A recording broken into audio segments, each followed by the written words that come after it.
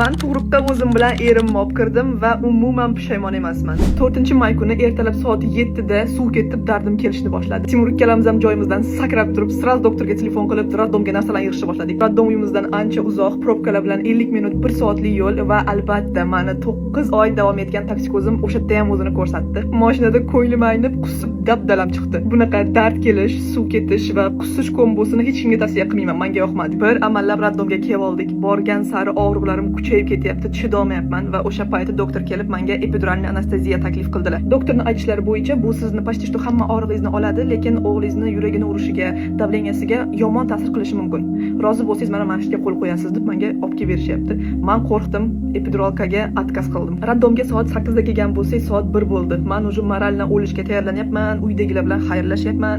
Timurning qo'llarini qattiq siqib yig'lashni boshlayapman. Timur chidoyman, rostdan boshqa chidoyman, iltimos ayting yordam berishsin. Timur bechora ham nima qilib yordam berishni bilmaydilar. Bellarimni massaj qiladilar, chuqur-chuqur nafas oling deb padesha qilib turadilar. Soat 4 bo'ldi. Oyoq qo'llarim qaltirab, o'zimga o'zim javob bera olmay qoldim. Ko'zimni oldi qop-qorong'i bo'ldi, qulog'im umuman eshitmay qoldi va Timurning qo'liga dib hushimdan ketdim. Ko'zimni ochganimda уже kravatda edim. Atrofimda faqat medsestralar yuzimga suv sepib yotdi. Farida o'zingizga keling deb. Ko'zimni ochib birinchi qilgan ishim bu albatta atrofda Timurni qidirish bo'ldi, lekin ular уже yo'q edilar. Medsestralar Timurni yig'laganini ko'rib, ularni chiqarib yuborishibdi. Men esa u paytda уже tug'ish paytim keldi. Medsestralar ko'tarib kresloga olib chiqishdi va rovna 4:30 da mening o'g'lim Imron Alixonov tug'ildi. 4 kilo bo'lib tug'ildi o'zi ham. Keyin уже Timurni obratna xonaga kirgizishdi, bolachamizni qulog'iga azon o'qib qo'ydilar va shunaqa tug'ruq hikoyasi bo'ldi. Boshqa odamlarning tug'ruq hikoyasini eshitishni yaxshi ko'rganim uchun ham bu videoni olishga qaror qildim. O'shuning uchun siz ham izohlarda o'zingizni tug'ruq hikoyangizni yozib qoldirishni unutmang. Kitob o'qiganday o'qib o'tiraman.